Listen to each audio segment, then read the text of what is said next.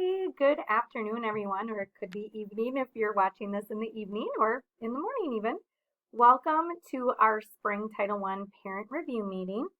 Hard to believe it is already March, and with every spring comes our annual title parent review meeting. So I'm going to walk you through what we would normally offer in person on one of our conference nights, our presentation regarding Title I services, Title I dollars, how that all impacts our schools.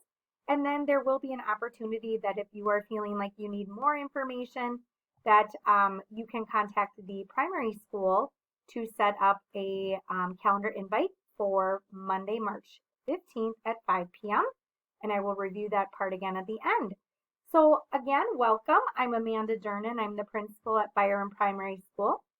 And our purpose just again is to hopefully answer some of your questions and additionally allow you an opportunity to seek out and ask more questions, learn about our process, learn about the state and federal mandates that come along with Title I, and then we also are attaching a survey to gather input on how our process is working.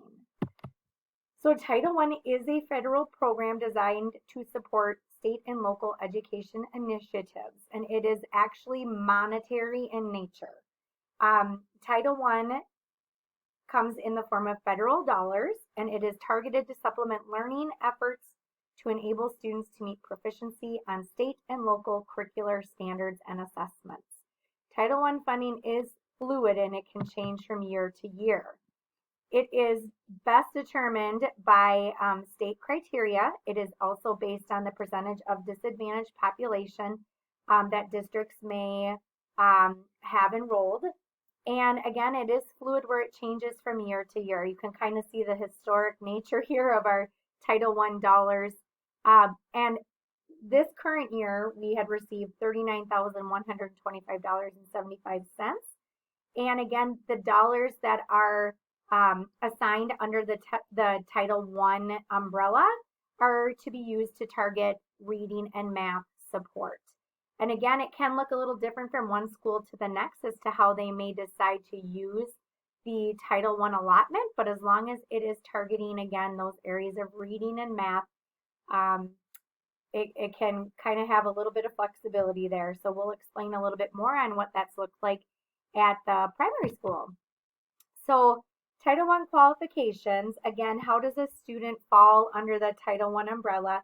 We do look at their classroom assessments and teacher recommendation. If they are 3rd through 5th grader, we also look at their MCA, their Minnesota Comprehensive Assessment results.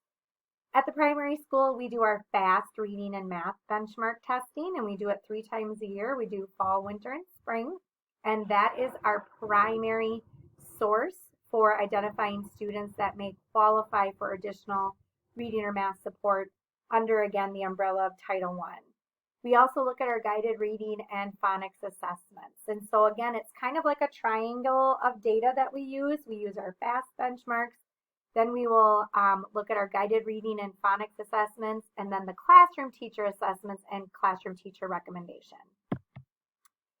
We did offer a compact, which was presented in the fall. The compact is an agreement or partnership made between again, just school, parent, and teacher. And it is a federal requirement that we bring parents in on our partnership. And again, the compacts that were signed, we just kind of keep a record of. We realize that, again, that this is kind of a fluid program. So whoever was with us in the fall did receive a compact. And again, thank you for your partnership in helping all of our kids succeed. Okay, so this year, the 2021 allotment, what direction was decided in Byron, and this is a K-5 decision, is that the $39,000 is went towards paraprofessional support. And so again, we have paraprofessionals, general paraprofessionals at both the primary and the intermediate school, and they are trained in providing additional reading and math supports for our students. They work with small groups of students throughout the day. They work with students on Fridays since our Friday model has changed. And they also provide just some general support for all of our students. But we do allocate our Title I dollars to paraprofessionals. And again, Title I is not in replace of core instruction. So if a student is receiving small group support just for some additional reteaching that might be needed, it does not happen when there is any core instruction or new learning that is happening in the classroom. This is just kind of a diagram of how we work with all students throughout the building. And again, you'll see the core is right in the middle. And that is our new learning that is taught by the classroom teachers. So all students receive core. We also know that some students may need a little additional support, so they may fall into the Title I or the Tier 2 grouping. And again, Tier 2 just is used to help kind of, again, put under an umbrella students that may be in between the 16th and 39th percentile of their benchmark proficiencies. And so again, when we're looking at those FAST scores, kids that are in the 16th through the 39th percentile kind of fall in that title or that Tier 2 bubble. We also have students that receive Tier 3 services, which is done and performed with our reading specialist. We also have students who we provide additional support through enrichment and just to, again, just keep enhancing the experience that is at the student's level.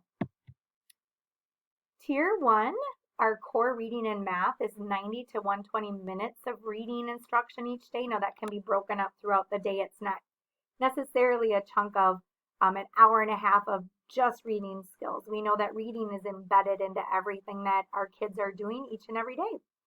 And then we also have a 60 to 90 minute window of math that kids are receiving each day through their core instruction. Again, that math component may be chunked out to a lot of math happens during calendar or morning meeting, just as our additional reading just exposure may happen during those times of the day as well. So it's kind of chunked out and fits into most areas of our curriculum.